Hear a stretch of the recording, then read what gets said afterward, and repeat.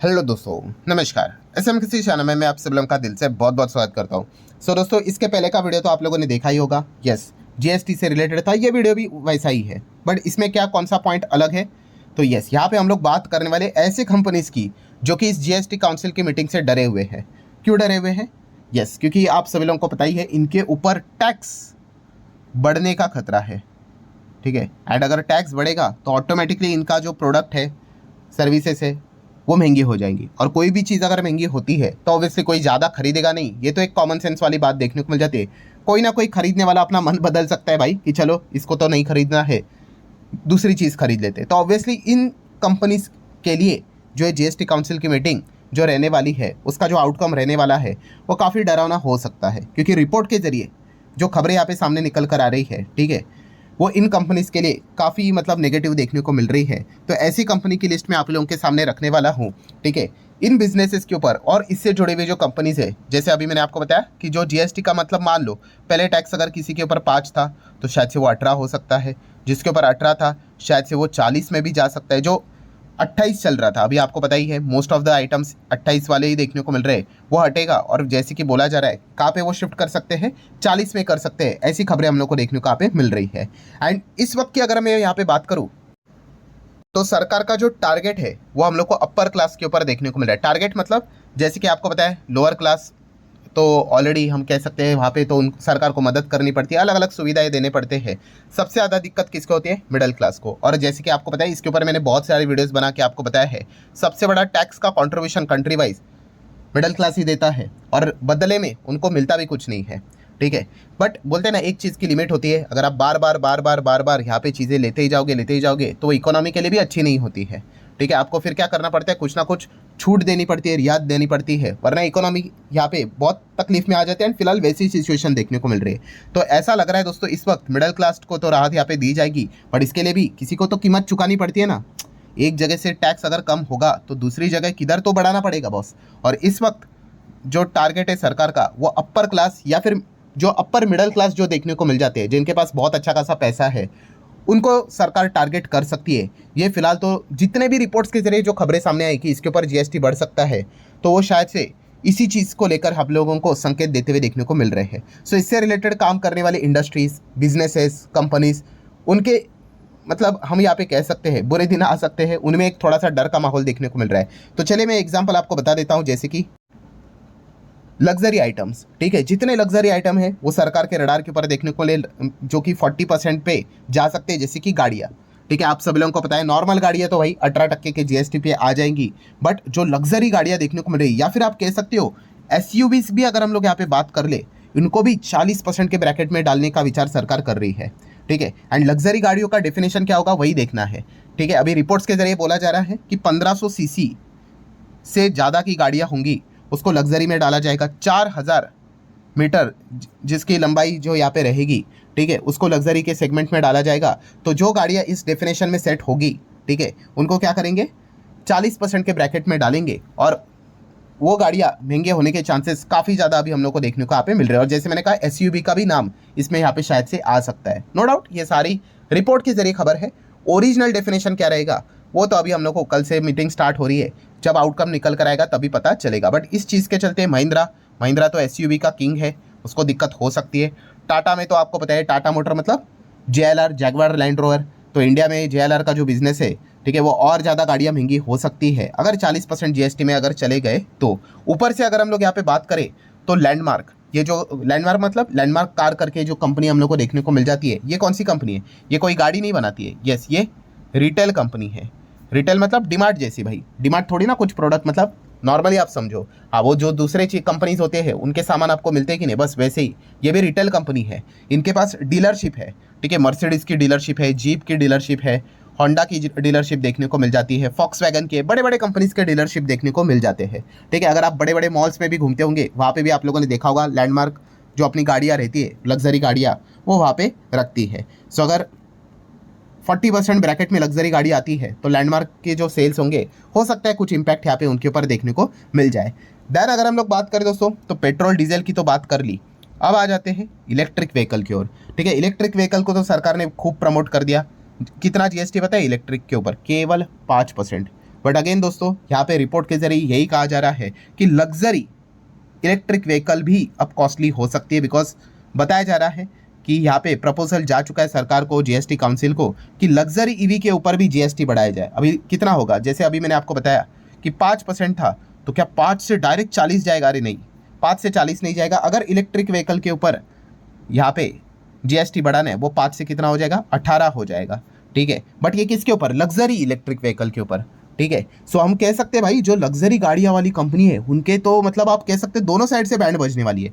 Petrol diesel वाला segment तो 40% में चला जाएगा, और इलेक्ट्रिक व्हीकल जो 5 में था वो 18 में चला जाएगा। तो इलेक्ट्रिक व्हीकल मतलब लग्जरी जो बिजनेस करने वाली जो कंपनियां हैं भाई, उनके लिए आप यहाँ पे कह सकते हो शायद से बुरी खबर यहाँ पे आ सकती है, और उनके शेयर्स में आपको प्रेशर भी देखने को मिल सकता है। देन टू व्हीलर की बात करें तो जैसे कि लास्ट वीडियो में आपको बताया कि 350 सीसी के ऊपर जो गाड़ियाँ बाइक यहाँ पे रहेंगी उनको लग्जरी डेफिनेशन में डाला जा सकता है, एंड शायद से वो 40% के जीएसटी के अंडर आ सकते हैं।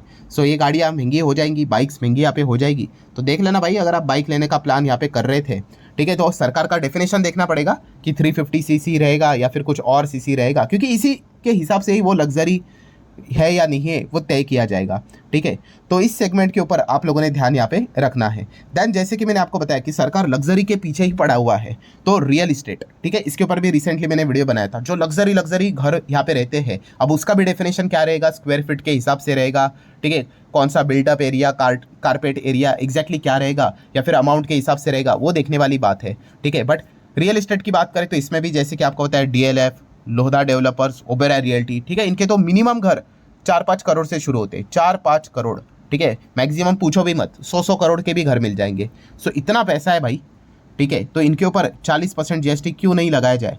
तो यही बातचीत चल रही है, ठीक है। अगर ऐसा होता है तो महंगे घर और महंगे हो सकते हैं, इसके काफ़ी चांसेस है। बट बहुत सारे एक्सपर्ट का यही कहना है भाई, जो इंसान 20 करोड़, 50 करोड़, 100 करोड़ का घर खरीदता है, ठीक है, वो 40% जीएसटी अगर बढ़ेगा, उसके चलते अगर 4-5 करोड़ अगर बढ़ भी गया, फॉर एग्जाम्पल ऐसे ही बोल रहा हूँ, तो शायद से वो अपना प्लान कैंसिल तो नहीं करेगा, ठीक है, कि चलो भाई सस्ता घर खरीद लेता हूँ, नहीं, वो खरीद लेगा, थोड़ा सा डिले हो जाएगा। तो इसीलिए यहाँ पे हो सकता है इस वक्त लग्जरी रियल इस्टेट डेवलपर्स के ऊपर सरकार का अटैक हो सकता है, ऐसी पॉसिबिलिटी बताई जा रही है। देन अगेन जैसे मैंने आपको क्या बताया कि एक ही चीज़ नज़र आ रही है इस वक्त, अपर मिडिल क्लास को टारगेट किया जाएगा, तो लग्जरी सेगमेंट ही टारगेट में रहेगा। तो एयर ट्रैवल, ठीक है, एयर ट्रैवल में कौन सा एयर ट्रैवल?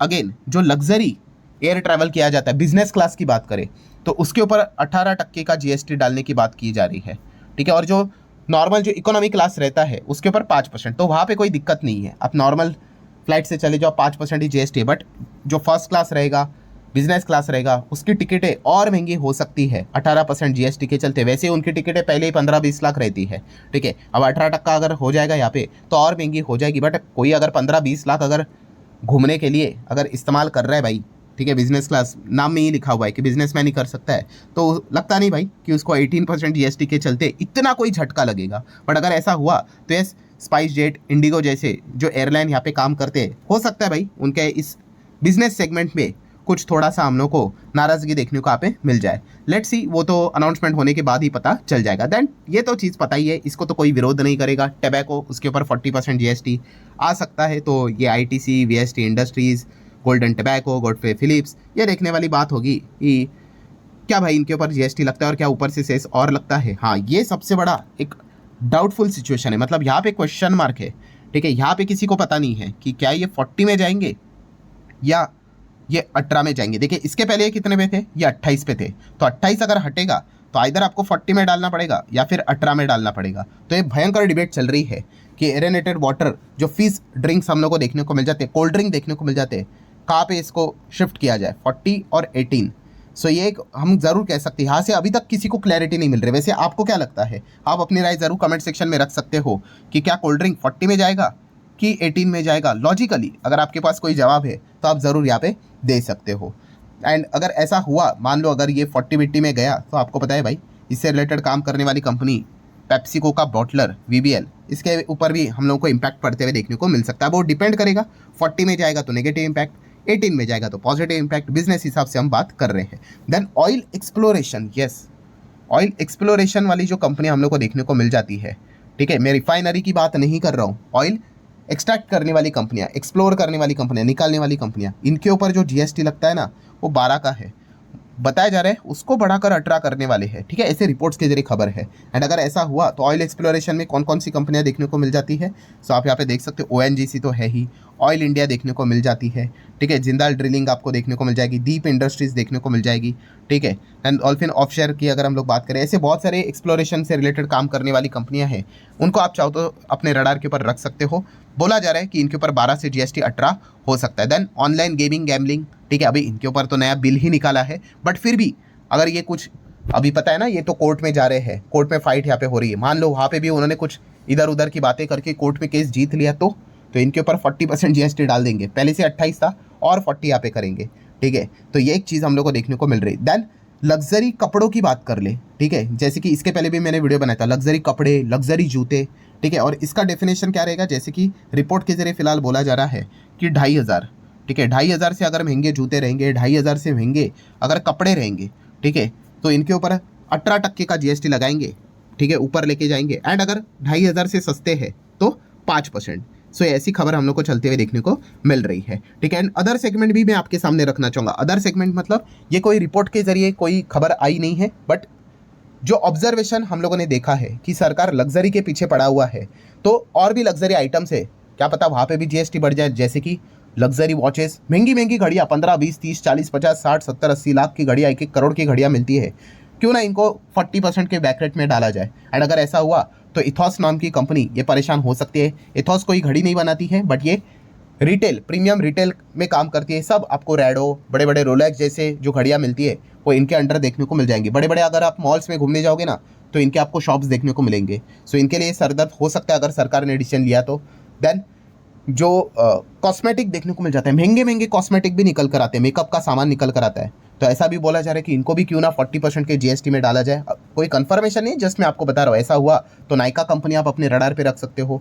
देन महंगे महंगे ज्वेलरीज देखने को मिल जाते हैं, ठीक है, ज्वेलरी सस्ती भी रहती है, महंगी भी रहती है, तो एकदम ही प्रीमियम अगर महंगी ज्वेलरी रहेगी, डायमंड बीमंड रहेगा, तो उसके ऊपर क्यों ना जीएसटी 40 लिया जाए, ठीक है। फिलहाल तो देखा गया जो ज्वेलरी डायमंड एक्सपोर्ट करने वाली कंपनीज की हालत ख़राब है, बट ये भी एक पॉइंट बोला जा रहा है कि ये लग्जरी सेगमेंट में आती है ना, अगर कोई 10, 15, 20 लाख की ज्वेलरी ले रहा है उसके ऊपर भी जीएसटी बढ़ाने का विचार यहाँ पे होना चाहिए। ऐसा बातें तो हो रही है, लेट्स सी अभी इसको सरकार कैसे सॉर्ट आउट करती है। सो ठीक है दोस्तों, कुल मिला के जो टोटल जो बातें थी, जो लिस्ट थी कि ये ऐसी कंपनीज है जिनके ऊपर जीएसटी बढ़ने का खतरा है, एंड हम यहाँ पे कह सकते हैं ये थोड़े से नर्वस देखने को मिल रहे हैं, ठीक है, तो उसकी लिस्ट मैंने आपके सामने रख दी है। आशा करता हूँ वीडियो हेल्पफुल लगा होगा, चाहो तो लाइक एंड शेयर कर सकते हो। मिलते हैं अगले वीडियो में, तब तक के लिए बाय बाय।